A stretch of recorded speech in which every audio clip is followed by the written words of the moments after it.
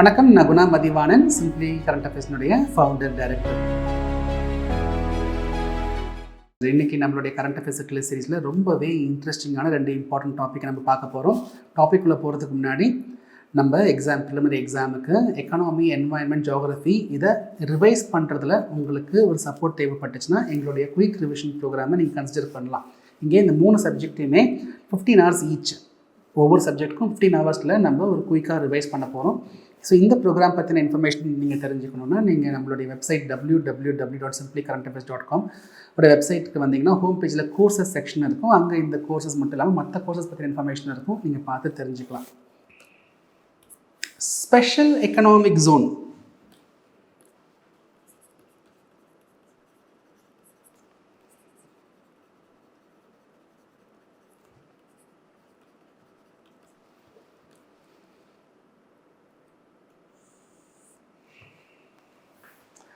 Special economic zone, இப்போ நம்ம இந்த ஒரு பாக்ஸ் நான் வரைகிறேன். இந்த பாக்ஸ் தான் இந்தியான்னு நீங்கள் கற்பனை பண்ணிக்கோங்க. இந்த பாக்ஸ் தான் இந்தியான்னு கற்பனை பண்ணிக்கோங்க.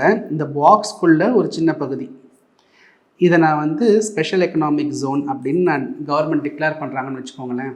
இங்கே என்னென்னா, இந்த டிமார்க்கேட் பண்ணப்பட்ட பகுதி மட்டும் இந்தியாவுடைய மற்ற பகுதியிலிருந்து கம்பேர் பண்ணும்போது நிறைய விஷயத்தில் வேறுபட்டு இருக்கும். ஃபார் எக்ஸாம்பிள், இந்த என்டையர் பாக்ஸ் இருக்கு இல்லையா, அதை ஒரு வெளிநாடு மாதிரி ட்ரீட் பண்ணுவாங்க. கஸ்டம்ஸ் கண்டிஷன்ஸை பொறுத்த வரைக்கும், டாக்ஸேஷனை பொறுத்த வரைக்கும் இந்த ரீஜனை ஒரு வெளிநாடு மாதிரி, அது ஃபிசிக்கலி இந்தியாக்குள்ளே தான் இருக்குது, ஆனால் வெளிநாடு மாதிரி ட்ரீட் பண்ணுவாங்க. ரைட்? இப்போ ஃபார் எக்ஸாம்பிள், இங்கே ஒரு கம்பெனி இருக்குது, இந்தியா தான், இந்த பாக்ஸே இந்தியா தான், சரிங்களா? ஆனால் அந்த எக்ஸைசருக்கு வெளியே ஒரு கம்பெனி இருக்குது. இவன் ஒரு பொருளை வெளிநாட்டிலிருந்து இம்போர்ட் இறக்குமதி பண்ணுறான்னு வைங்களேன், அதுக்கு டேக்ஸ் போடுவாங்க இல்லையா? ஆனால் அந்த எஸ்இசெட்டுக்குள்ளே இந்த பாக்ஸ்க்குள்ளே ஒரு கம்பெனி இருக்குது, அவன் வெளிநாட்டிலேருந்து ஒரு பொருள் இறக்குமதி பண்ணுறான்னு வைங்களேன், அதுக்கு டேக்ஸ்லாம் போட மாட்டாங்க. அது ஒரு டியூட்டி ஃப்ரீ என்க்ளேவாக இருக்கும். இம்போர்ட் பண்ணால் லைசன்ஸ்லாம் வாங்க தேவையில்லை.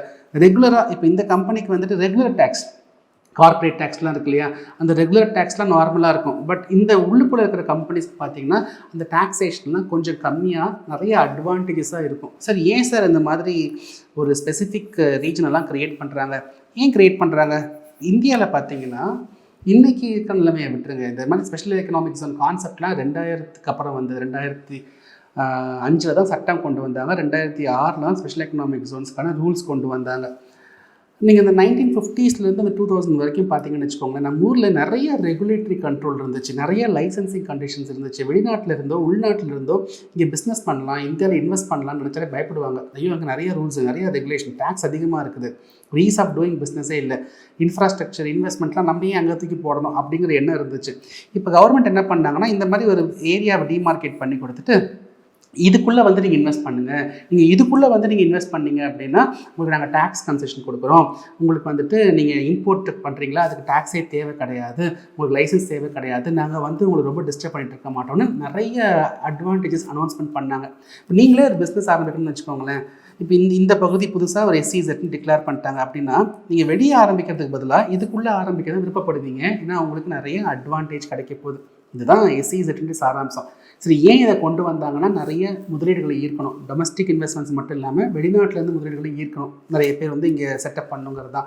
இதன் மூலயமா எம்ப்ளாய்மெண்ட் ஆப்பர்ச்சுனிட்டி இம்ப்ரூவ் ஆகும், இன்ஃப்ராஸ்ட்ரக்சர் இம்ப்ரூவ் ஆகும், மார்க்கெட் இம்ப்ரூவ் ஆகும். ரொம்ப முக்கியமாக ரொம்ப பெரிய அப்ஜெக்டிவ் ஆஃப் எஸ்இசெட்டே பார்த்திங்கன்னா எக்ஸ்போர்ட்ஸ் அதிகப்படுத்தணும்.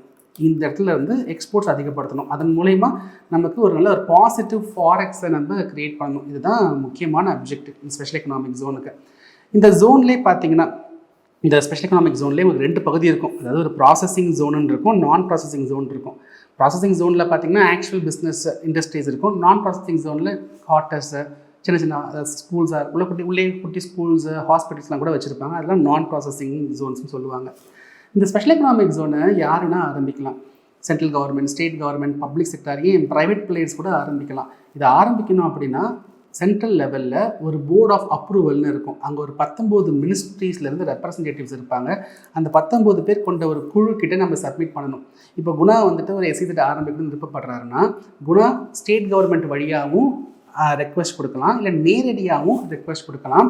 இந்த பேங்க் 19 மெம்பர்ஸ் இருக்கிறவங்க ஓகே சொல்லிட்டாங்க அப்படின்னா ஒரு எஸ்இசட் டைப்புக்கும் ஒரு விதமான கண்டிஷன்ஸ் இருக்குது. எவ்வளோ லேண்டு தேவை, எந்த இடத்துல இருக்கணுங்கிற மாதிரி கண்டிஷன்ஸ் இருக்குது. அந்த கண்டிஷன்லாம் பூர்த்தி செய்யப்பட்டுச்சுன்னா நமக்கு அப்ரூவல் கொடுப்பாங்க. அப்ரூவல் கொடுத்தாங்கன்னா நம்ம இந்த எஸ்இசட்டை நம்ம க்ரியேட் பண்ணலாம். ரைட். ஸோ இதுதான் ஸ்பெஷல் எக்கனாமிக் ஜோனுடைய பேசிக்ஸுங்க. இந்த ஸ்லைட்ஸ் எல்லாமே உங்களுக்கு நான் கொடுத்துருவேன் இல்லையா, எப்பொழுதும் போல் நீங்கள் அதனால் பார்த்தீங்கனாலே உங்களுக்கு நல்லாவே புரியும். ஸ்பெஷல் எக்கனாமிக் ஜோனுங்கிறது 2000க்கு அப்புறமா வந்த ஒரு இனிஷியேட்டிவாக இருந்தாலுமே நமக்கு 1965லேயே குஜராத்தில் காண்ட்லா ரீஜனில் நம்ம ஒரு எக்ஸ்போர்ட் ப்ராசஸிங் ஜோன் இதே அப்ஜெக்டிவில் வேறு பேரில் நம்ம ஆரம்பித்தோம். ஓகே. ஸோ இதெல்லாம் தான் ஸ்பெஷல் எக்கனாமிக் ஜோனை பற்றின கான்செப்ட். அடுத்த டாபிக் பார்த்தீங்கன்னா கிஃப்ட் சிட்டி. கிஃப்ட் சிட்டிங்கிறது பார்த்திங்கன்னா அது ஒரு ஸ்பெஷல் எக்கனாமிக் ஜோன். இந்த என்டையர் சிட்டியே ஒரு ஸ்பெஷல் எக்கனாமிக் ஜோன். கிஃப்ட்டுங்கிறது Gujarat international financial tech city. Gujarat international financial tech city. இந்த என்டையர் சிட்டி குஜராத்தில் இருக்குங்க. இந்த என்டையர் சிட்டி ரொம்ப பெரிய சிட்டின்லாம் நினச்சிக்காதீங்க, ஒரு 1000 ஏக்கருக்குள்ளே தான் இருக்கும். அது என்ன சிட்டின்னு பேர் வச்சுக்கிறோம். அதுவே பார்த்திங்கன்னா ஒரு எஸ்இசட் தான். ஆனால் இந்த எஸ்இசட்டில் என்ன பியூட்டினா உங்களுக்கு வெறும் ஃபினான்ஷியல் சர்வீசஸ் மட்டும்தான் இருக்கும்.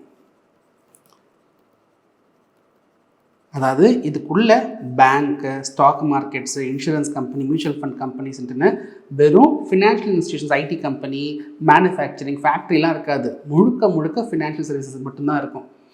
இதை ஐஎஃப்எஸ்சின்னு சொல்லுவாங்க, இன்டர்நேஷ்னல் ஃபினான்ஷியல் சர்வீஸ் சென்டர். சிங்கப்பூரில் ஒரு ஐஎஃப்எஸ்சி இருக்குது, லண்டனில் ஒரு ஐஎஃப்எஸ்சி இருக்குது. இந்த கிஃப்ட் சிட்டி தான் இந்தியாவினுடைய முதல் IFSC. International financial service centre. இவங்களுடைய மெயின் வேலையே என்னன்னு பார்த்தீங்கன்னா, பேரே பாருங்கள், இன்டர்நேஷ்னல் ஃபினான்ஷியல் சர்வீசஸ். உலகத்தில் இருக்கிற பெரிய பிளேயர்ஸ், இந்தியன் பிளேயர்ஸ்க்கும் ஹெல்ப் பண்ணுவாங்க. உலகத்தில் இருக்கிற பெரிய பிளேயர்ஸ்க்கு ஃபினான்ஷியல் நீட்ஸ் இருக்கும். Banking needs, insurance needs, pension needs, merchant banking needs, என்ன வேணால் இருக்கலாம், இன்வெஸ்ட்மெண்ட் நீட்ஸு, என்ன வேணால் இருக்கலாம். ஸோ அந்த நீட்ஸை கேட்டர் பண்ணணுங்கிறது தான் இந்த ஸ்பெஷல் எக்கனாமிக்ஸ், அந்த கிஃப்ட் சிட்டியினுடைய அப்ஜெக்டிவே. இங்கே டிஃப்ரெண்ட் பேங்க் இருக்குது, ஸ்டாக் மார்க்கெட்ஸ் இருக்குது, இன்சூரன்ஸ் கம்பெனிஸ் இருக்குது.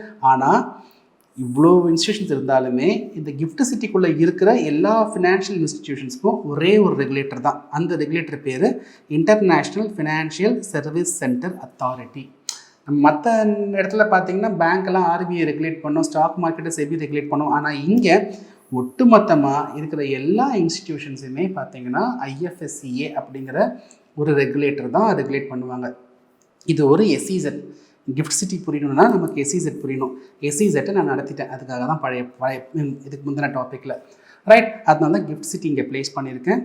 ஸோ இது ஒரு எஸ்இசட். இது ஏன் இன்டர்நேஷ்னல் ஃபினான்ஷியல் சர்வீஸ் சென்டர் சொல்கிறாங்கன்னா, இந்த எஸ்இசட்குள்ளே ஃபுல்லாக உங்களுக்கு ஃபினான்ஷியல் இன்ஸ்டிடியூஷன்ஸ் மட்டும் அந்த சிட்டிக்குள்ளே நீங்கள் போனீங்கன்னு வச்சுக்கோங்களேன், வெறும் பேங்க்கு, ஸ்டாக் மார்க்கெட்டை தான் இருக்க போகுது.